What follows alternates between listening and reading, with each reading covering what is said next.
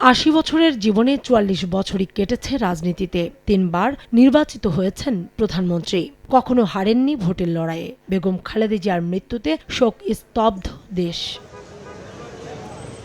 দেশের প্রথম নারী প্রধানমন্ত্রীর মৃত্যুর খবরে রাজধানীর এভারকেয়ার হাসপাতালে ছুটে আসেন বিভিন্ন দলের অসংখ্য নেতাকর্মী। দেশের বর্তমান পরিস্থিতিতে বেগম জিয়ার মৃত্যুকে অপূরণীয় ক্ষতি হিসেবে অভিহিত করেন তারা।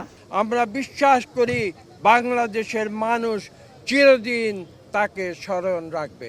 বেগম খালেদা জিয়ার তিনি এমন একটা সময়ে তিনি আমাদের মাঝখান থেকে বিদায় নিয়েছেন যখন দেশ একটা গুরুত্বপূর্ণ ক্রান্তিকালে। তিনি কোনো নীতি প্রশ্ন আপোষ করেন নাই, কিন্তু অন্যায়ের কাছে মাথা নত করেননি। কখনো ওনার মুখ থেকে কোনো ধরনের প্রতিহিংসামূলক আচরণ আমরা দেখিনি।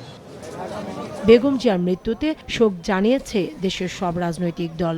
আওয়ামী লীগ বলছে, প্রথম নারী প্রধানমন্ত্রী হিসেবে ও গণতন্ত্র প্রতিষ্ঠার আন্দোলনে বিএনপির প্রধানের অবদান অপরিসীম। জামায়াত বলছে, মানুষের অধিকার ও গণতন্ত্রের প্রশ্নে দীর্ঘ লড়াইয়ের জন্য স্মরণীয় হয়ে থাকবেন তিনি। এনসিপি বলছে, স্বৈরাচার বিরোধী আন্দোলনে বেগম জিয়ার সাহসী নেতৃত্ব গণতান্ত্রিক অধিকার আদায়ে পথ দেখিয়েছে।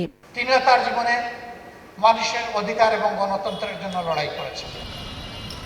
নির্বাচনী প্রক্রিয়া ও গণতান্ত্রিক প্রতিষ্ঠানের বিকাশে বেগম জিয়ার রাজনৈতিক ভূমিকা দেশের ইতিহাসে স্মরণীয় হয়ে থাকবে বলে শোক বার্তা দিয়েছে নির্বাচন কমিশন।